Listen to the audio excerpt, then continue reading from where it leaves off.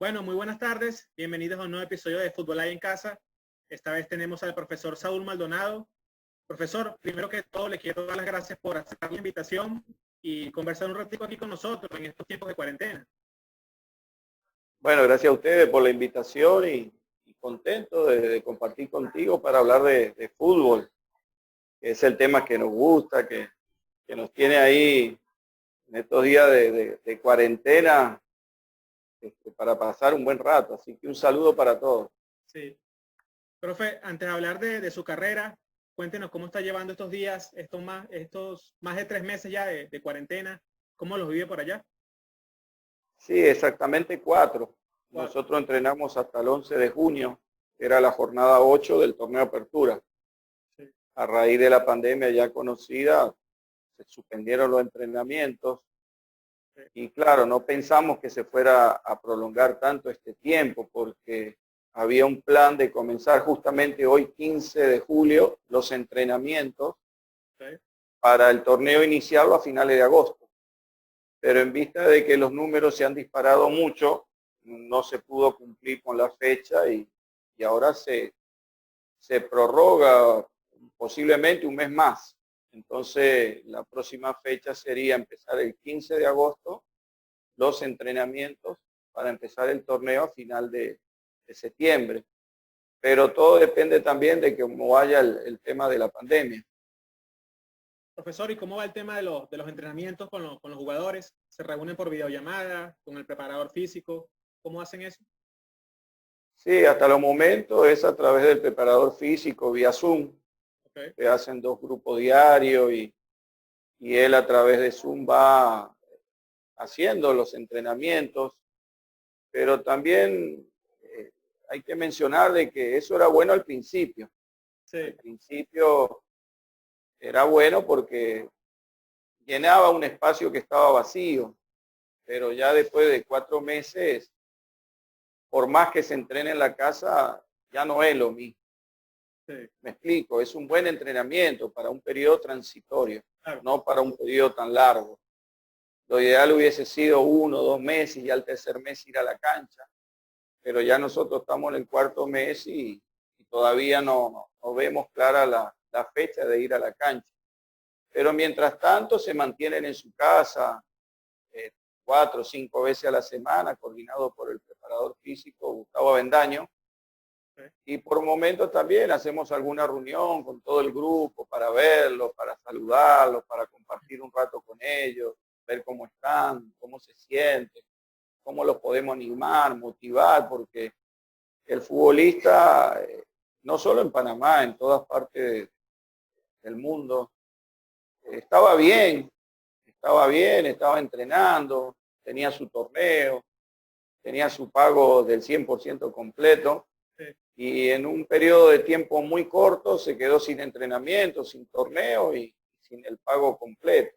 Afortunadamente aquí en Tauro, donde estamos nosotros, Tauro hace un esfuerzo y nos paga un porcentaje del sueldo y ellos se mantienen entrenando en su casa. La situación, para no hacerla muy larga, extendernos mucho, es esa. Siguen entrenando en su casa esperando una nueva fecha para reiniciar, que supuestamente era hoy. Okay. Profesor, antes de hablar de su etapa como entrenador, cuéntenos un poco esos momentos como futbolista, esos primeros pasos. Ustedes vienen de una familia futbolera, una familia uruguaya. Cuéntenos un poco sobre eso.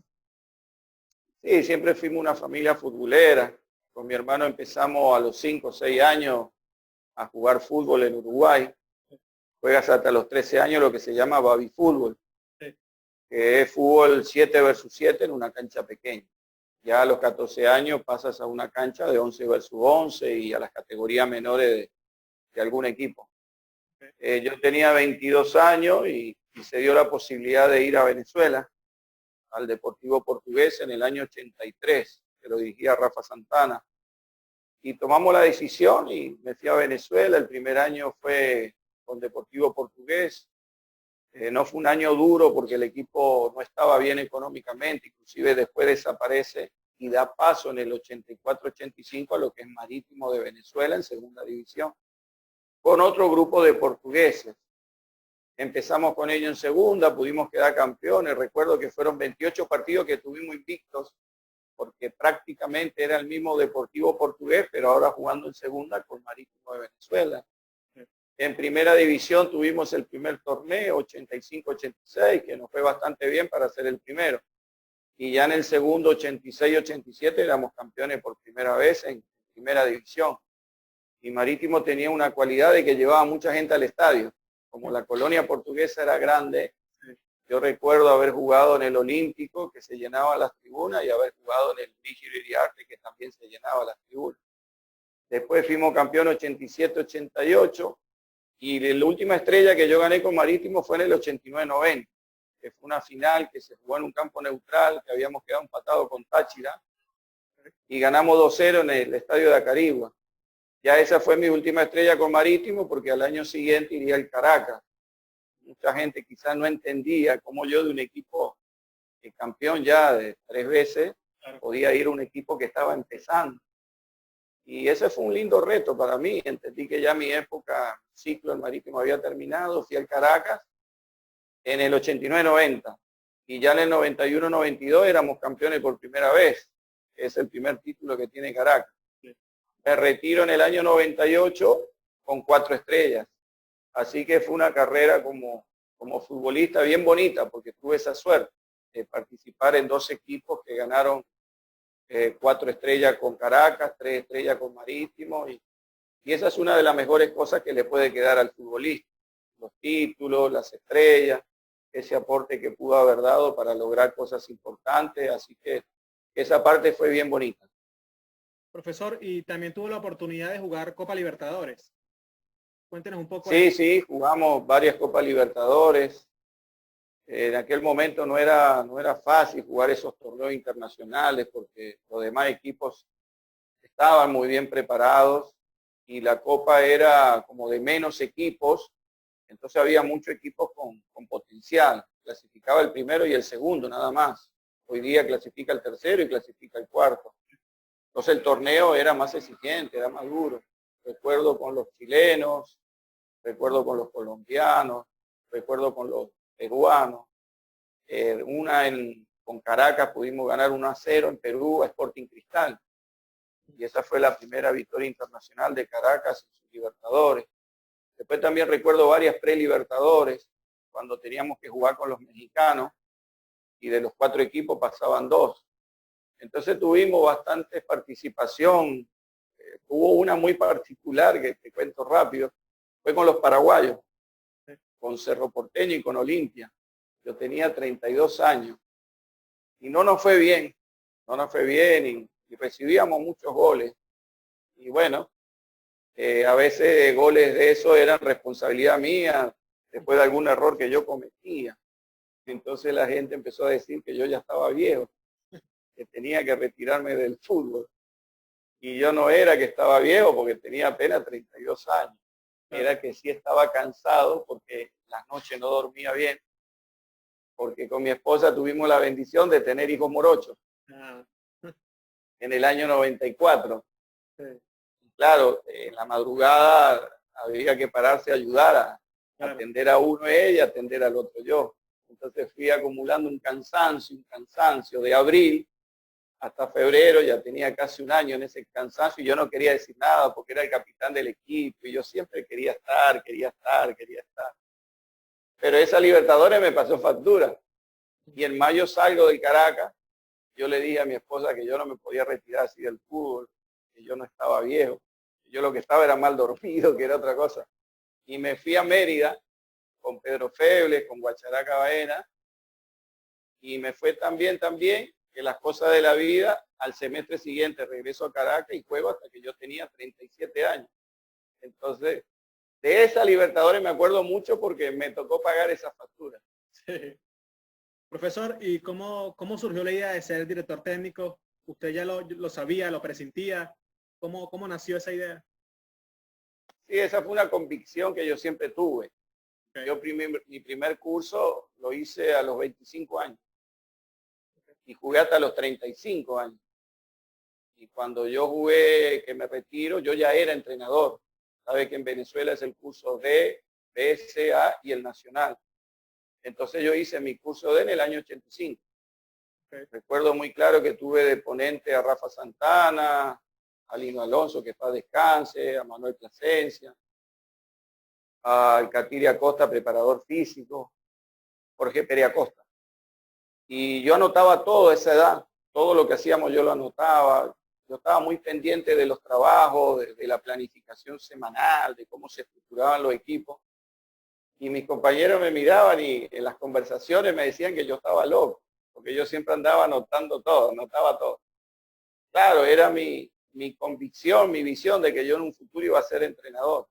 Entonces no es algo que tú tomas la decisión de hoy para mañana, sino que generalmente tú ya sabes lo que vas a hacer cuando te retires. Sí. Y yo sabía que quería ser entrenador.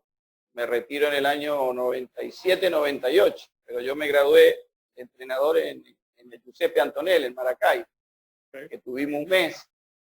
Estaba Richard Páez, César Faría, Guacharaca Baena, René Torres, Memín Sánchez, Delmaro Fernández, Bobieli, y yo me gradué en esa generación. Ya después me retiro en el 98, voy 2 años a trabajar al Colegio San Ignacio Loyola, que me lleva a Bernardo Añón. Y en el 2000 regreso a Caracas, pero como asistente de Carlos Moreno. Quedamos campeones, vuelvo a salir otra vez del Caracas y ya después regreso a dirigir. O sea que yo empecé a dirigir tarde. Empecé a dirigir de 43, 44, yo como entrenador.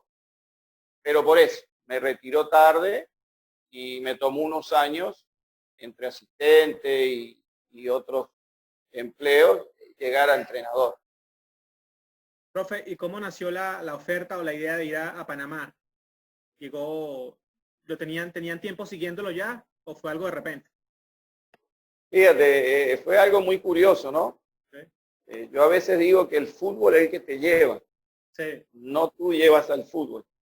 ¿Por qué digo que fue bien curioso? Porque a mí me llaman, pero yo estaba trabajando con Carlito en Táchira. Sí. Carlito, mi hermano.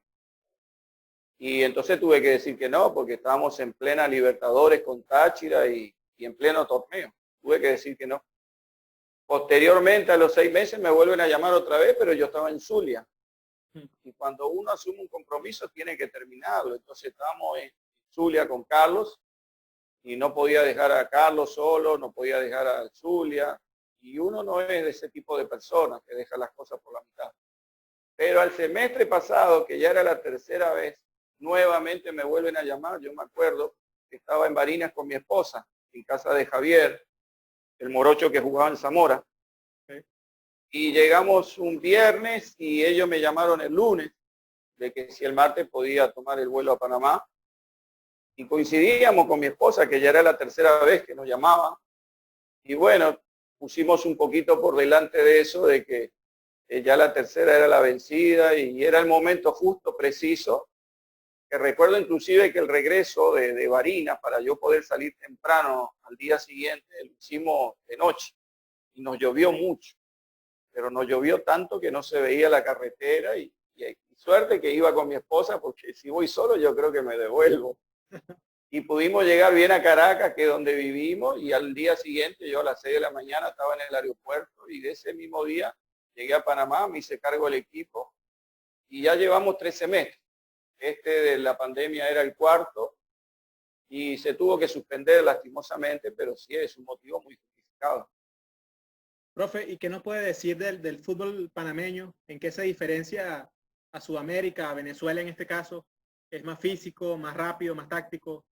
Esa pregunta me la hacen mucho y el fútbol panameño tiene puntos fuertes y a mí me gustan esos puntos fuertes porque es un fútbol muy dinámico, muy intenso, de recorridos largos a intensidades altas y es un fútbol donde hay que correr mucho y aquí el que no corre no juega.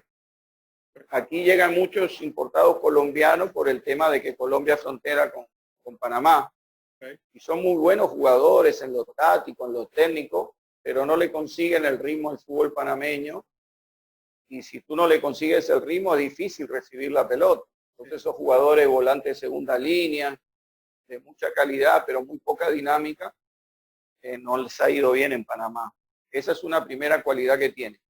Después que como aquí llueve mucho, casi todas las canchas son de grama sintética. Sí, No es lo mismo cuando tú eres niño y vas creciendo en una cancha de grama sintética, creciendo en un potrero.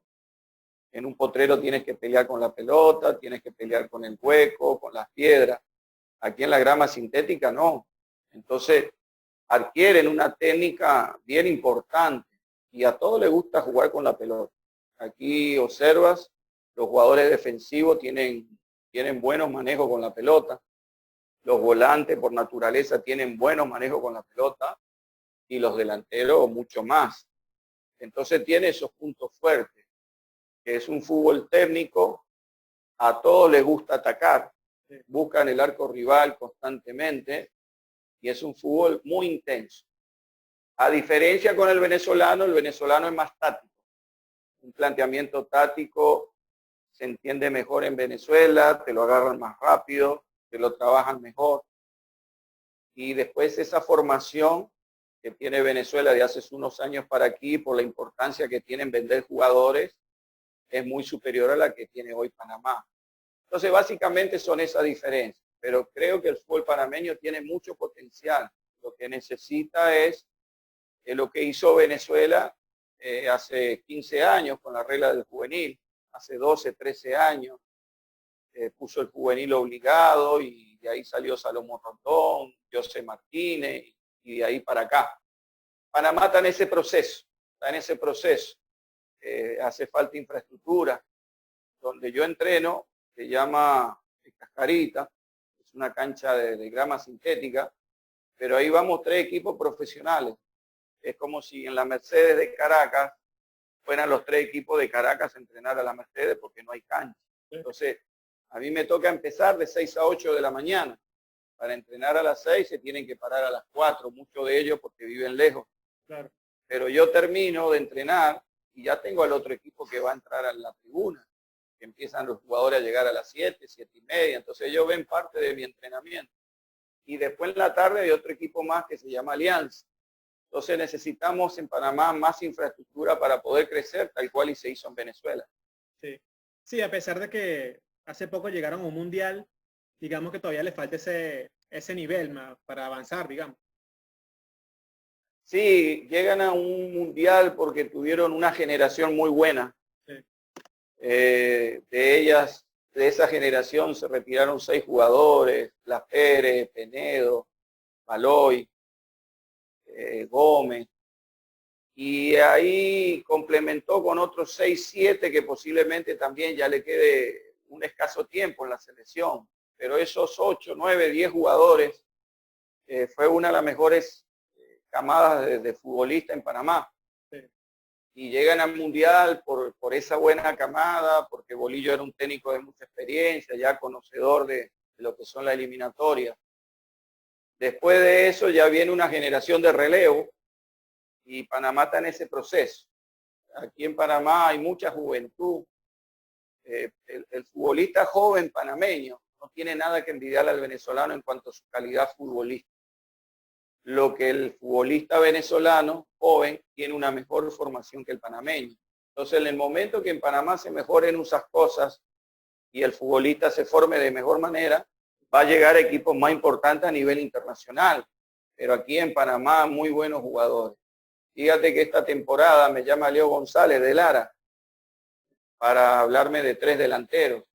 Yo le digo, llévate a este y llévate a este. Eran Pimentel, Sanz y Sánchez. Y Leo está muy contento con los 3. Sí. Y después Morotti, el presidente yaracuyano, recuerda que yo pasé por Yaracuyano, Los góndolas. me dijo un central y un volante por fuera. Bueno, llévate a Freddy Góndola y a Edgar Góndola. Y también está muy contento. ¿Qué te quiero decir? Que aquí en Panamá hay muy buen nivel de futbolistas. Sí. Lo que falta es mejorar la atención al jugador. Profe, y hablando de eso, hace unos días tuvimos la oportunidad de entrevistar a Edgar Góndola y nos contaba lo difícil que es para el joven panameño que viene de bajos recursos, que humilde, llegar a profesional, que es un poquito complicado, nos contaba.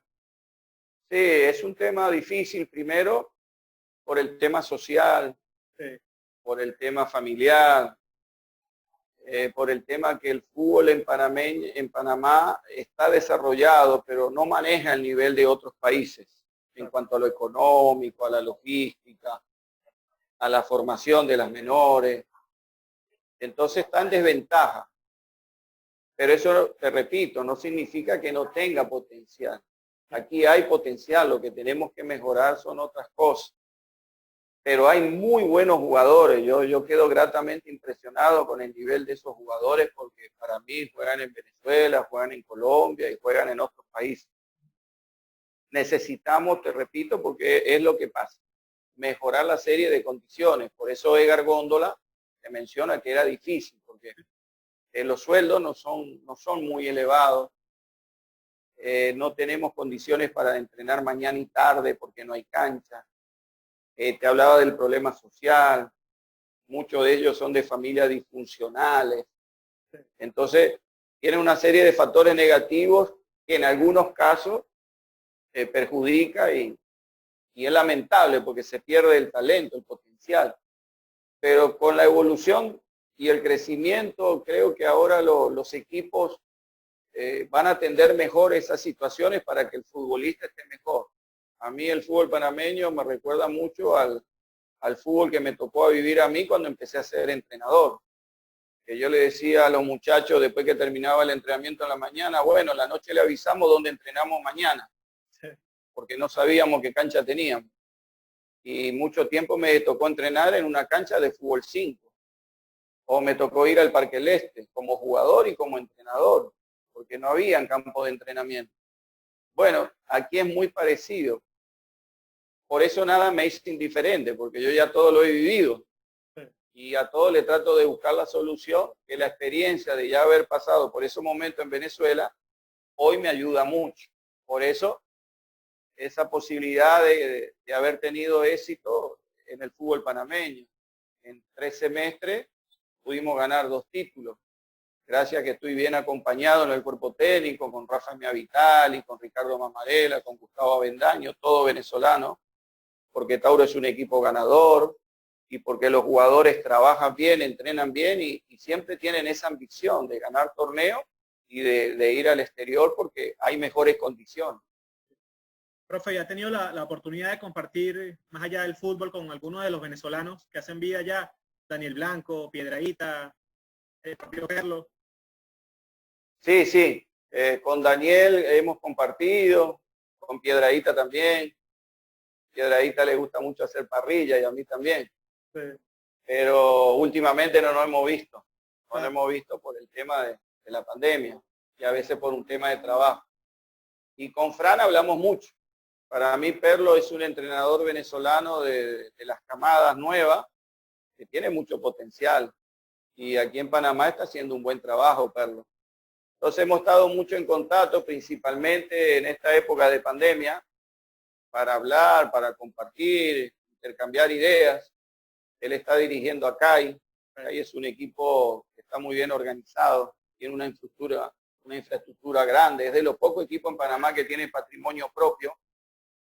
Y CAI siempre también trata de pelear torneos y Perlo ha estado a la altura. Entonces es un entrenador joven venezolano con potencial y otro joven con venezolano con potencial es Ángel Sánchez. Yo recuerdo que la primera estrella que gané con Tauro, la 14, que la ganamos a Costa del Este, que el entrenador era Ángel Sánchez. Tomó el equipo en segunda, lo subió, después hizo un excelente torneo, al siguiente mejoró y llegó a la final. Entonces hay 2 entrenadores venezolanos jóvenes con futuro que le está yendo bien aquí en Panamá. Profe, ¿y cómo se vivió allá en Panamá esa victoria histórica del CAI sobre el Toronto en la Conca Champions? Aquella goleada sobre el campeón de la MLS. Fue algo histórico y sobre todo por un venezolano quien estaba presente. Sí, fíjate, ahí hay una parte bien puntual de que ya CAI tenía 6, 7 partidos de campeonato, sí, y Toronto estaba saliendo de pretemporada, sí, y vinieron a Panamá, que Panamá es caluroso y Toronto es frío. Sí. CAI aprovechó todas esas situaciones. Y yo te comentaba que el fútbol panameño es intenso y es técnico. Entonces CAI tiene muy buenos jugadores que manejan bien la pelota y le dieron mucha intensidad, mucho ritmo, mucha dinámica. Sí. Y Toronto no aguantó ese ritmo aparecieron los espacios y llegaron las oportunidades de gol, y lo más importante que Cai concretó. Y yo creo que en ese partido, si había algún gol más, no era exageración por lo que se vio en ese partido. Cai jugó muy bien, jugó como se juega el fútbol panameño, un fútbol ofensivo, buscando el arco rival, moviendo la pelota, desacomodando al rival. Y claro, el rival no pudo, no tuvo argumentos para detener lo que presentó Cai, y ganó muy bien. Clasifica de muy buena manera. Y después estuvo cerca con Saprissa, que solo por un gol queda afuera. Sí. Cuando sabemos que Saprissa es uno de los equipos más importantes, no solo de Costa Rica, sino de la parte de Centroamérica. Eso refleja que aquí hay potencial, hay buen material. Profe, y ya para hablar de su campeonato, ¿cómo lo vivió? ¿Cómo lo sintió? Sobre todo estar en otro país que no es el suyo, digamos. Fíjate, el primero, Tauro estaba de último cuando llegamos. Okay. Pero yo ya había hecho un estudio de Tauro porque, como te dije, me habían llamado en otras oportunidades. Y yo veía que Tauro tenía buenos jugadores, tenía buen equipo. Y el estar de último no era algo normal, no era algo predecible, todo lo contrario. Entonces no era un problema futbolístico, era un problema de esos grupales, que por ahí el jugador no se integra, o porque ahí que se siente marginado, y el ambiente no era el mejor, ni dentro de la cancha ni fuera de la cancha. Llegamos, lo motivamos a todos, le dimos espacio a todos y reaccionaron, pero ya ellos eran un buen equipo. Nosotros recuerdo que empezamos a trabajar un miércoles y ya teníamos partido el sábado y ganamos 5-0. Okay. Y tú venías a Tauro y ese partido parecía el Barcelona. Y ningún entrenador hace eso en 3 días. Claro. ¿Qué te quiero decir? Que ya esa calidad ellos la tenían. Pero Tauro tenía un problema, que recibía muchos goles. Tauro era el equipo más goleado, por eso estaba de último. Hacía gol, pero también recibía muchos goles. Y empezamos a trabajar ese punto débil con Rafa, Mea Vitali, los planes tácticos defensivos, los trabajos individuales, por línea, grupales y el arco en cero, y empezamos a sacar los arcos en cero y mantuvimos el nivel de goles y mantuvimos la media ofensiva. Entonces nosotros íbamos a ganar porque en 15 partidos que dirigimos, en 9 sacamos el arco en cero y nosotros siempre hacíamos gol. Ese equipo tenía la particularidad que a los 15, 20 minutos estaba ganando 1-2-0. Y entonces fue una muy buena reacción del equipo, pero más que futbolístico, el tema era anímico, era psicológico, era grupal. Y te repito, como ya habíamos pasado por esa experiencia, sabíamos cuál cosa teníamos que hacer y cómo levantar ese equipo, y lo pudimos hacer hasta que fue campeón. En esta última, la 15, a mí me preguntan cuál fue más difícil, y yo digo que la 15. Porque en la 15 no teníamos ese buen equipo que teníamos en la 14, pero sí teníamos un equipo muy luchador, muy bregador, que se entregaba por completo en cada pelota, en cada jugada, y hacíamos bien el trabajo defensivo, pero nos faltaba el gol. Y al final del torneo empezamos a conseguir el gol, nos fuimos metiendo hasta que llegamos a la final, y la final nos toma a nosotros en el mejor momento futbolístico, y la pudimos ganar de manera merecida 2-0. Entonces han sido las dos lindas experiencias, pero cada una tuvo su particularidad. Profe, ¿y usted cómo define sus equipos? ¿Le gustan sus equipos ofensivos, con posesión de balón, rápidos, contraataque? ¿Cómo es su esquema preferido, digamos? Bueno, cuando tú llegas a un país, a un equipo, tienes que ver qué características tienen sus jugadores. Yo puedo tener una idea de juego, pero los jugadores tienen que ir con esa idea, tienen que tener esas características. Y después también al perfil del equipo que llego. El equipo estaba de último, pero Tauro es uno de los equipos que ha ganado más títulos en Panamá. Entonces es un equipo que pasa por un mal momento, pero que quiere ganar un título.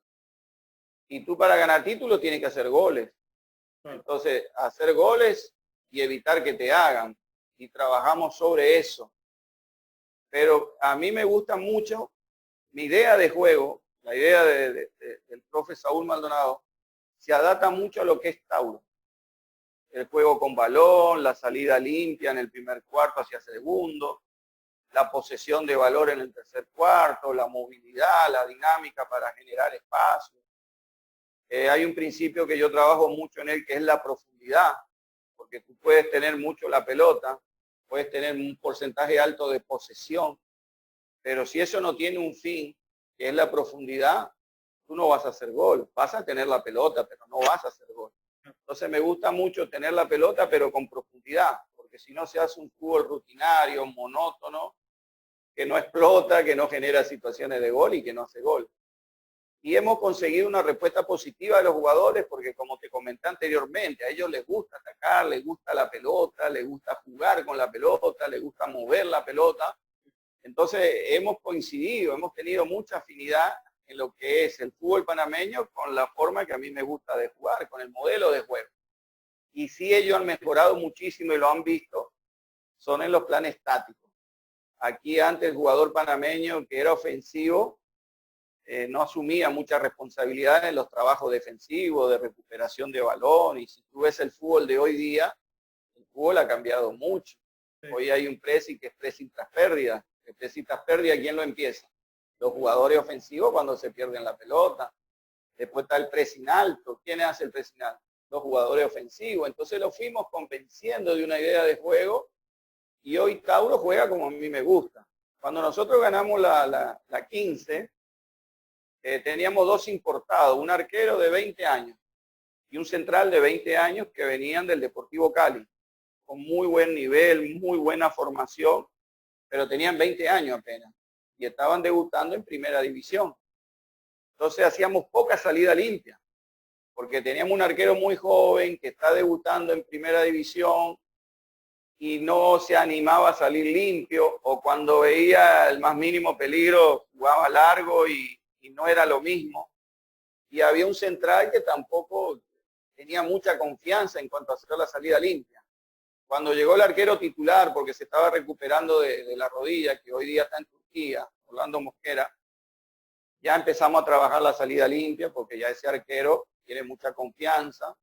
El central joven fue agarrando confianza, y con el otro central, entre los tres, hacíamos la salida limpia, pero tuve ese pequeño detalle. Teníamos un central muy joven y un arquero muy joven, entonces Tauro no jugaba como yo quería y Tauro no jugaba como querían los jugadores. Los mismos jugadores se sentían mal porque esa no era la forma de jugar. Cuando pudimos corregir eso, tuvimos una mejor segunda parte de torneo, mantuvimos el arco en cero, empezamos a hacer gol y pudimos ganar la 15. Pero sí se aproxima mucho a la idea de juego que hay en Panamá, a como a mí me gusta jugar el fútbol. A eso que estamos haciendo hoy en Tauro me gustaría agregarle más lo táctico que se hace en Venezuela, porque a veces el partido no está siempre para ganar y no está siempre para atacar y no está siempre para hacer goles. Entonces hay que manejar también ese tipo de situaciones que en Venezuela se hace mejor. Si tú ves jugando a la selección, anteriormente, te estoy hablando años atrás, le hacían goles muy fáciles. Hoy a la selección de Venezuela nadie la golea y cuesta mucho hacerle gol porque los jugadores no se equivocan. Cuando en Panamá lleguemos a eso, nos vamos a posicionar mejor a nivel de equipo y a nivel de selección. Profe, en una pelota parada, ¿usted prefiere marcar zonal o hombre a hombre? No, trabajamos mixto.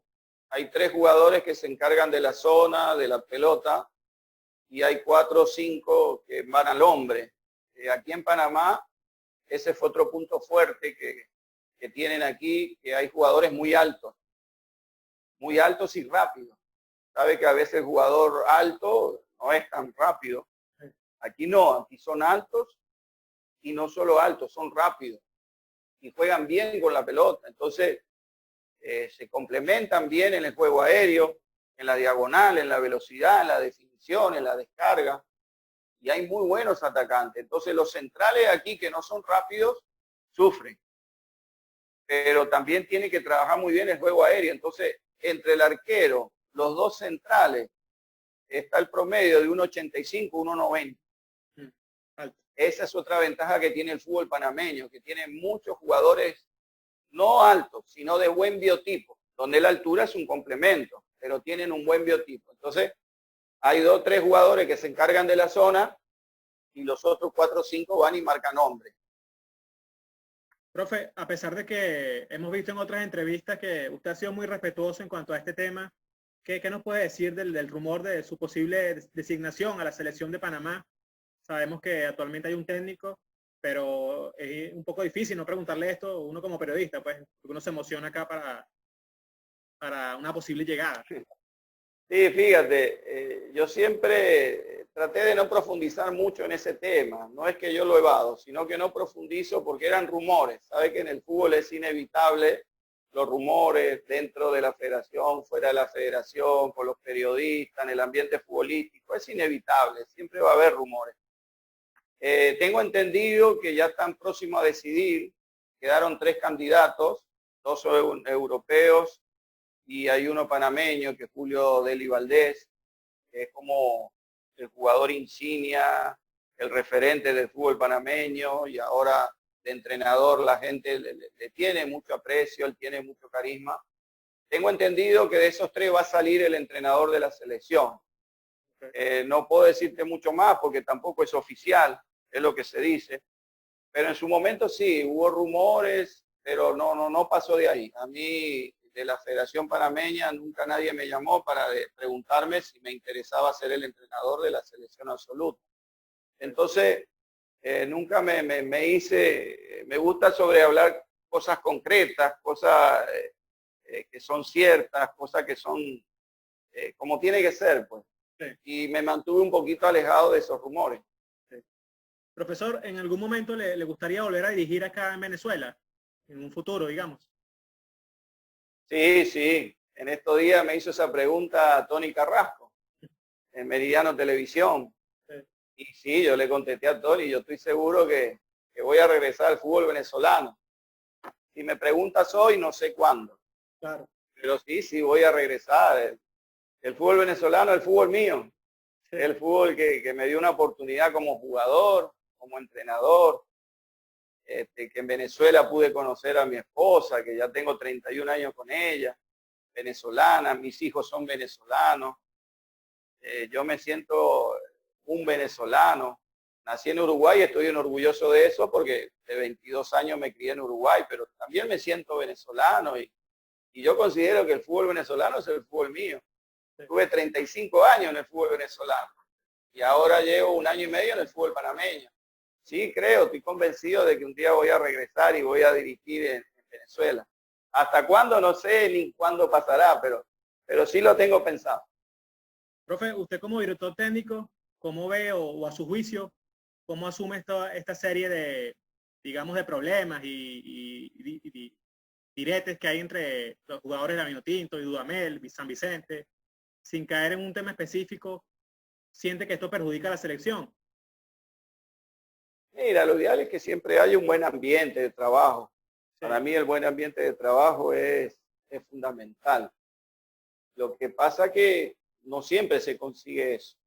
Un equipo de fútbol o una selección, en Venezuela tú puedes nombrar 30, 40 jugadores, porque los hay. Y hay muchos a nivel internacional. Y claro, conjuntar y unificar el criterio en un grupo tan grande es imposible. Es imposible.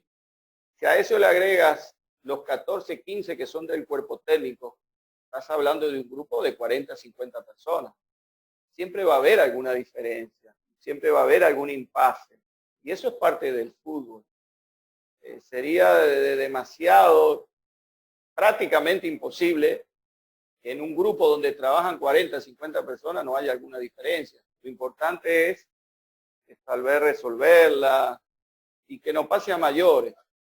Pero yo sí creo que Venezuela está preparado con esta nueva generación de hacer cosas importantes en la eliminatoria. Ya con el entrenador, a veces el jugador está de acuerdo, a veces no está de acuerdo, es normal. Yo cuando jugaba me identificaba con unos entrenadores, con otros no, es normal. Lo que sí estamos claros de que los jugadores van a dejar lo mejor por lucir la franela de su país y por lograr un objetivo.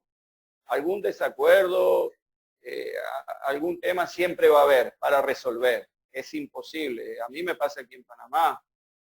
Es imposible que no haya una diferencia entre un grupo de personas tan grande y que cada quien tiene su manera de pensar y de ver sus cosas.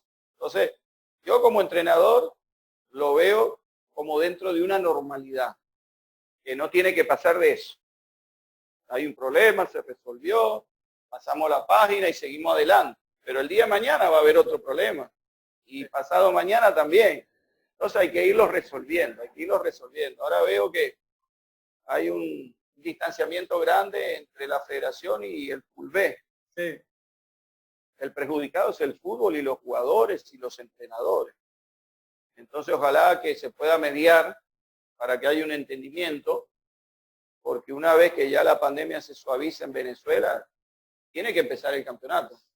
Sí. Y esa ya es una parte que le toca a los dirigentes de los equipos y a los federativos. No le toca al jugador, no le toca al entrenador. Entonces tienen que ponerse de acuerdo, limar las asperezas, salvar las distancias que puedan tener, pero tienen que ponerse de acuerdo porque hay un bien común, lo mejor para el fútbol venezolano.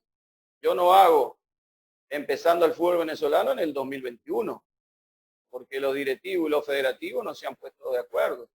Ya es hora de sacudirse un poco, sacrificar el yoísmo y pensar en pro del fútbol venezolano. Profe, ya para terminar, cuéntenos un poco cómo ve la Vinotinto ahora con un nuevo técnico. Algunas personas nos han comentado que no conoce el Sudamérica, que le va a ir mal, otros dicen que sí, pero ¿cómo lo ve usted? Mira, en primer lugar le deseo lo mejor. Claro. Le deseo lo mejor porque si a él le va bien y a los jugadores le va bien, al fútbol venezolano le va bien y a todos nos va bien y todos contentos. ¿Qué objetivo más importante y más bonito que la Vinotinto vaya al Mundial? Entonces le deseo lo mejor. Su escogencia quizás no fue el camino más claro. Sí. Recuerda que había un grupo por Brasil. Sí. Y Peseiro estaba en Europa, entonces fue otro grupo. Sí. Pero ya está. Ya llegó, ya está ahí. Ahora hay que desearle lo mejor. Me imagino que en estos tiempos de pandemia aprovechó el tiempo para conocer más del futbolista venezolano, de ver cómo son sus características, sus puntos fuertes, sus puntos débiles, de cómo piensa, de comunicarse con los jugadores. Y ya tiene una idea clara para una vez que pase la pandemia comenzar a trabajar. Entonces, bueno, quizás no llegó por el camino que todos queríamos, que era del criterio unánime. Sí. Llegó por otro camino, pero ya llegó. Ya es el entrenador de la selección de Venezuela. Ahora hay que desearle lo mejor. Sí. Bueno, profe, no me queda más que darle las gracias por estos minutos, por haber aceptado la invitación y compartir un ratico aquí con los seguidores del FUTB. No, agradecido a ti.